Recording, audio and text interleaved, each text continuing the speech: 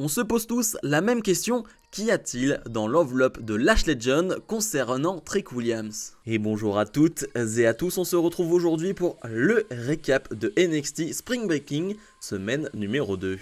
Avant de commencer, juste pour information, d'habitude je prends les images officielles de la WWE et il y en a beaucoup donc c'est plutôt cool. Là malheureusement je ne sais pas pourquoi la WWE n'a pas encore publié les images de NXT. Donc j'ai essayé de trouver des images pour chacun des matchs et chacune des promos mais c'est pas terrible. Je m'en excuse mais j'y peux pas grand chose. Et le show qui s'ouvre avec le nouveau champion NXT Trick Williams. Williams dit qu'il a parlé de ça, il a rêvé de ça, il a prié pour ça. Il est notre nouveau champion de NXT. Il a beaucoup de personnes à remercier pour ce moment, mais il doit se concentrer sur Ilya Dragunov. Dragunov l'a poussé dans ses limites. Il doit remercier Dragunov pour tout ce qu'il a fait pour lui et sa carrière. Il souhaite bonne chance à Dragunov du côté de Raw. NXT est entré dans une nouvelle ère, la Whoop That Era. Il garantit qu'ils vont continuer de briser des records et faire l'histoire dans cette nouvelle ère. La musique de métaphore commence et Lash Legend arrive sur le ring. Legend dit qu'il a été fabuleux la semaine dernière. Williams est le nouveau champion, ils doivent en parler. Legend dit que tout va bien pour Williams. Williams dit que la dernière fois qu'elle était sur le ring avec lui, elle voulait le gifler. Et maintenant qu'il a de l'or, elle veut y goûter. Williams dit qu'il connaît exactement le genre de Legend. Elle aime bien profiter de l'argent. Legend dit qu'elle a quelque chose pour calmer les esprits de Williams. Elle a une enveloppe qui contient la vérité. Legend lui dit de bien profiter de son règne, car un jour, tout va s'effondrer. C'était un super segment. Alors, dans la traduction, j'ai pas été très bon parce que il y a beaucoup de blagues par rapport à la relation qu'il y a Trick Williams, Lash Legend. Il y a des blagues, je dirais moins de 16, moins de 18 peut-être. Mais ce qui est sûr, c'est que c'était vraiment très fun. Et le public d'ailleurs va aussi faire des blagues quand il y a l'enveloppe de Lash Legend. Il va y avoir pas mal de blagues faites par le public. Enfin, le public vraiment réagit très bien. Et ce qui est intéressant, c'est de voir que on commence directement avec une histoire pour Trick Williams. Lash Legend présente cette histoire d'enveloppe. Qu'est-ce que ça cache? J'en ai aucune idée. Vraiment, là pour le coup, si vous avez des théories, allez-y. J'en ai vraiment aucune. Mais c'est directement très intriguant. Obafemi défend son titre de champion nord-américain de NXT face à Ivar. Un combat de 10 minutes. C'était vraiment un excellent combat. Un vrai combat de big men. Alors, je le dis directement, il y a un gros botch pendant le combat.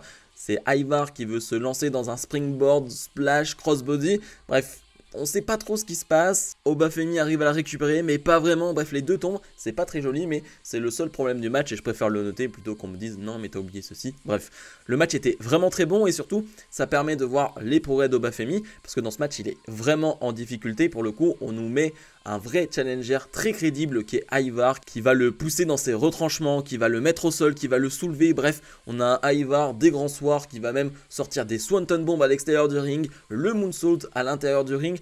On a un vrai grand Ivar pendant ce combat et on nous montre la résistance en tant que champion de Obafemi. On nous montre sa puissance avec ce finish, la chaise électrique puis la powerbomb. Il arrive quand même à avoir sur ses épaules Ivar, c'est pas donné à tout le monde et il va conserver son titre avec cette victoire. Un vrai bon match, encore une fois, un vrai test passé par Obafemi qui les passe tous un par un comme si de rien n'était. Après le match, une musique va retentir et quelqu'un va apparaître dans le public et c'est Wes Lee qui fait son retour, l'ancien champion nord-américain de NXT, qui fait son retour, lui qui était blessé depuis des mois et qui va se mettre face à face avec Obafemi. Quelle excellente nouvelle pour NXT. Wes Lee est un catcheur extraordinaire qui a porté ce titre de champion nord-américain de NXT fièrement, qui l'a mis en valeur du côté de NXT. C'est pour moi le meilleur champion nord-américain de l'histoire du côté de NXT et le voir de retour, c'est excellent. Et rien que d'imaginer le match-up entre Obafemi et Wes Lee, deux styles totalement différents, mais Wes Lee peut vraiment s'adapter à tout le monde. J'ai vraiment hâte. J'ai vraiment très hâte, mais surtout on est très heureux de le revoir sur un ring. C'est la très bonne nouvelle du soir. Tia Hale accompagnée de Chase U et de Fallon Henley fait face à Jessie Jane accompagnée de Jasmine Nix, un combat de 8 minutes. C'était bien sympa comme combat, j'ai vraiment bien aimé, même si il y a une pub dès le début du match qui n'est pas très appréciable, mais globalement c'était un bon match. Je vais retenir une prise qui était vraiment bonne de la part de Jessie Jane, ce netbreaker porté out of nowhere après que Tia Hale ait rebondi sur la première corde était vraiment très cool, vraiment très cool. Et sinon ce que j'ai aimé dans ce combat, c'est qu'on le sait, c'est une guerre depuis des mois entre les deux, c'est une vraie guerre personnelle. Et j'ai ressenti ça dans les coups portés, dans les grosses claques, dans l'énorme coup de boule qu'on a eu au milieu du combat. Voilà, j'ai ressenti cette haine et ça me va, vraiment ça me convient. La fin de match est intéressante avec à l'extérieur du ring Jasmine Nyx qui veut intervenir et s'en prendre à Thea Hail, mais elle va s'en prendre à Fallon Henley qui se sacrifie. En revenant sur le ring, Thea Hail va prendre le dessus sur Jessie Jane et la faire abandonner. Victoire donc de Thea Hail, très importante cette victoire, et surtout l'après-match. Très intéressant, personne ne va se soucier de Fallon Henley qui s'est sacrifié, qui a clairement permis à Thea Hail de remporter ce combat. Et Fallon Henley, elle le prend pas très bien et va s'en prendre à Thea Hail et s'en aller.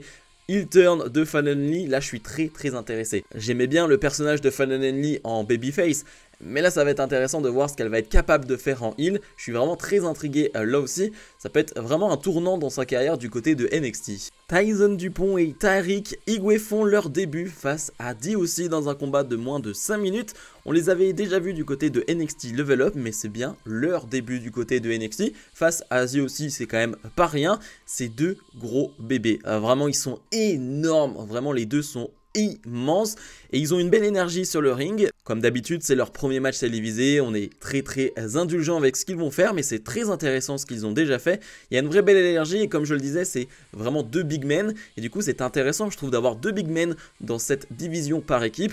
Il va falloir voir leur progression, mais rien que sur le papier, l'idée même d'avoir des big men en équipe qui peuvent, j'ai l'impression, avoir énormément d'énergie et être très dynamique, ça peut être vraiment cool pour la division par équipe de NXT, donc affaire à suivre. Évidemment, DOC vont l'emporter, mais je suis très intrigué par cette équipe. La General Manager de NXT, Ava, est sur le ring. Ava dit que comme General Manager, rien ne la rend plus heureuse que d'avoir les talents qui vont à Raw ou à SmackDown. Comme GM, elle se demande toujours qui va s'élever et prendre la place à NXT Battleground. Il y aura une grande chance avec la première championne NXT nord-américaine couronnée. La première championne sera couronnée comme les hommes avec un match de l'échelle. Dès la semaine prochaine, les catcheuses vont s'affronter afin de se qualifier et 6 catcheuses iront à Battleground pour le titre. Battleground sera une autre opportunité de montrer qu'elles ont le meilleur roster féminin. Jada Parker arrive et dit que c'est une grande nouvelle. Si Ava veut voir qui va prendre la place, elle promet de démolir tout le monde et être la première championne. Sol Ruka arrive sur le ring et dit que Parker ne manque pas de confiance, mais il y a une chose que Parker ne sera jamais, c'est la première championne nord-américaine. Elles vont se revoir en haut de l'échelle à Las Vegas. Ariana Grace arrive et demande pourquoi c'est nécessaire d'être si agressive. Un match de l'échelle avec des corps qui vont chuter de haut. Michin arrive sur le ring et demande si quelqu'un a parlé d'échelle. Depuis l'annonce du titre nord-américain, tout le monde en parle et elle veut sa chance. Grace dit qu'elle est heureuse de la rencontrer, mais elle pense que Michin est disqualifié. Michin va alors la frapper, l'affrontement éclate et d'autres catcheurs vont venir sur le ring pour une énorme bagarre générale. C'était vraiment cool et surtout l'annonce est géniale. On va donc avoir un match de l'échelle pour couronner la première championne nord-américaine de NXT. C'est une très bonne nouvelle avec les talents qu'on a du côté des femmes à NXT. Il y a vraiment moyen d'avoir un excellent match. On va donc avoir des matchs de qualification dans les prochaines semaines. Ça annonce là aussi des bons matchs. Pour l'instant, ma favorite c'est Sol Ruka. Clairement, c'est celle qui pour moi a un certain avantage. Je dirais aussi peut-être Lola Vice, on en reparlera, mais Sol Ruka pour moi est la grande favorite pour le moment. Shawn Spears fait face à Ridge Holland. Bon, on va pas se mentir, c'est le match que j'attendais le moins de cette soirée. Il y avait pas mal de matchs annoncés. Le match là, c'est pas qu'il m'intéresse pas, mais presque. On va dire que c'est deux hommes qui sont pas très aimés du côté de NXT. Ce qui est intéressant dans cette histoire, c'est que Shawn Spears essaye de ressortir toute la colère qu'il y a en Ridge Holland et finalement de montrer aux gens qui est réellement Ridge Holland, c'est-à-dire pas une bonne personne. Et c'est ce qu'on voit là sur les dernières semaines. Donc c'est un match entre deux hommes détestés. Du coup, il n'y a pas une énorme ambiance pendant le match, sachant que c'est Shawn Spears qui domine la première partie du match. Le public n'a pas grand chose à faire, alors il n'y a rien de mauvais, franchement c'est plutôt un bon match même je dirais techniquement, et puis même ça va frapper assez fort du côté de Ridge Holland pour terminer le match. Il va faire pas mal d'enchaînements et je trouve que même la prise finale, son DDT je trouve, où il va porter son adversaire, c'est vraiment plutôt cool je trouve. Donc victoire de Ridge Holland, mais voilà, je suis pas hyper intrigué non plus par la suite de Ridge Holland du côté de NXT. Axiom et Nathan Fraser défendent leur titre de champion par équipe de NXT face à AOP accompagné de Final Testament. C'est un combat d'une dizaine de minutes et je suis un peu déçu du match. Je m'attendais à beaucoup mieux parce que finalement la construction du match je trouve est un peu flemmarde. On va avoir clairement 7, 8, 9 minutes quasiment de domination de AOP avec une énorme pub en plus entre temps, donc c'est pas terrible. Mais du coup, eh ben on voit pas grand chose de la part d'Axiom et Nathan Fraser. Alors la domination de AOP est pas catastrophique, mais voilà, c'est pas le moment de l'année et je trouve ça un peu décevant par rapport, je trouve, au match-up. Je trouve qu'il y a mieux à faire entre Axiom, AOP et Nathan Fraser AOP. Je trouve qu'il y a vraiment des choses à faire et on va pas vraiment se bouger pendant ce match. Alors évidemment on a les derniers hot tags qui sont plutôt cool de la part de Nathan Fraser notamment, mais voilà, c'est tout. Je trouve qu'on retient pas grand chose. On va avoir des interventions de Scarlett et de Karrion Kross qui vont être renvoyées par l'arbitre, et de l'autre côté on a New Catch Republic, Tyler Bate et Pete Dunne qui vont s'en prendre à AOP, ce qui va donner la victoire à Nathan Fraser et à Axiom. Plutôt logique, AOP s'en était pris en backstage à New Catch Republic. Eh bien, New Catch Republic répond du côté de NXT. J'aime bien cette continuité entre les shows. Et voilà, ça donne une victoire à Axiom et Nathan Fraser. Ils en sortent pas réellement grandis de cette victoire, pour être honnête, parce qu'ils n'ont pas fait grand chose. Et vu la fin, voilà, il va falloir faire mieux. Et le main event, le premier match féminin NXT Underground de l'histoire, on retrouve Lola Vice face à Natalya. Lola Vice accompagnée de sa coach Shayna Baszler et Natalya accompagnée de sa coach Carmen Petrovic. Un combat d'une dizaine de minutes et c'est peut-être même le meilleur match NXT Underground de l'histoire. Je l'ai trouvé excellent. J'avais des doutes, mais j'étais quand même hypé par ce combat par rapport à Lola Vice, par rapport à son passé dans la cage, et face à une Natalya qui normalement est de base quelqu'un de très safe, qui ne va pas frapper très fort, qui n'a pas ce genre de prise là, qui n'a pas ce genre de coup là. Et ben j'ai été intrigué et j'ai vraiment beaucoup aimé. Déjà parlons de Natalya, comme je le disais, c'est pas son style. Normalement Natalya elle frappe pas très fort, elle est très sécure sur un ring, et bah là elle va se donner un minimum. Alors je dirais pas qu'elle était extraordinaire ou quoi que ce soit, mais j'ai trouvé vraiment bien dans ce combat et j'ai trouvé très crédible dans ce rôle là.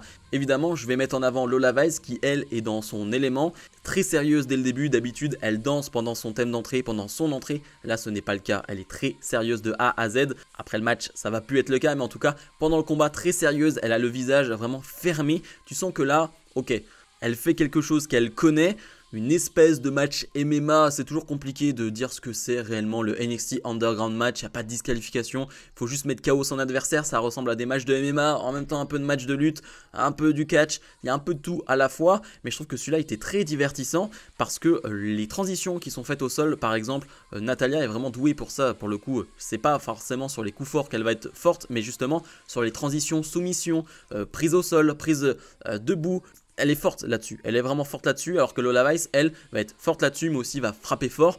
Et j'ai beaucoup aimé ce combat. Évidemment, tout va se jouer avec les entraîneurs qui vont se frapper. Shayna Baszler va prendre le dessus sur Carmen Petrovic.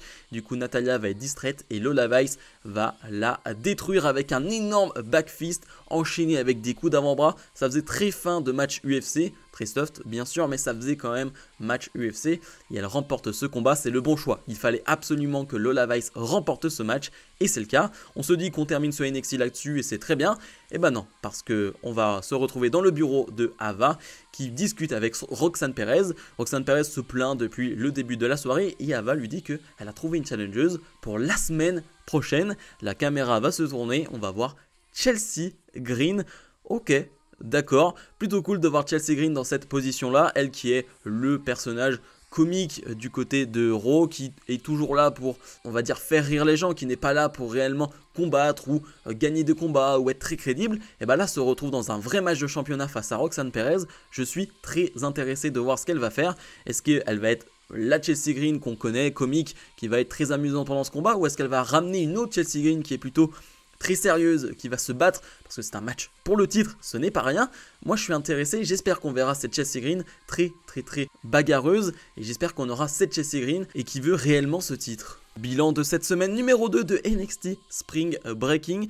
Et bah de mon côté on est sur un bon 9 sur 10. J'ai trouvé le show assez excellent de A à Z, bien rythmé. Un peu trop de pub, mais ça malheureusement on a l'habitude maintenant. C'était vraiment un très bon show, on a d'excellents combats. Le Obafemi Ivar, la promo de Trick Williams, le main event Lola Vice face à Natalya. Petite déception de mon côté pour le match par équipe. La semaine prochaine, on a Wesley qui va faire son retour sur le ring, ça c'est une très bonne chose. On a le début des qualifications pour le match de l'échelle féminin concernant le titre de championne nord-américain. Bref, on a vraiment de belles choses qui arrivent et ce NXT était vraiment très bon et nous rappelle que oui, évidemment avec la perte de Bron Breakker, de Lyra Valkyria, de Carmelo Hayes, de Blair Davenport, de Ilya Dragunov, oui NXT perd d'énormes éléments. Mais c'est le principe de NXT. Maintenant, c'est de se relever, de se renouveler avec d'autres talents. Et il y a du talent, du NXT. Et je trouve que ce NXT l'a bien prouvé. Bref, comme d'habitude, n'oubliez pas de mettre le pouce vers le haut, de vous abonner. Nous, on se retrouve dès demain pour mes pronostics de WWE Backlash France. Salut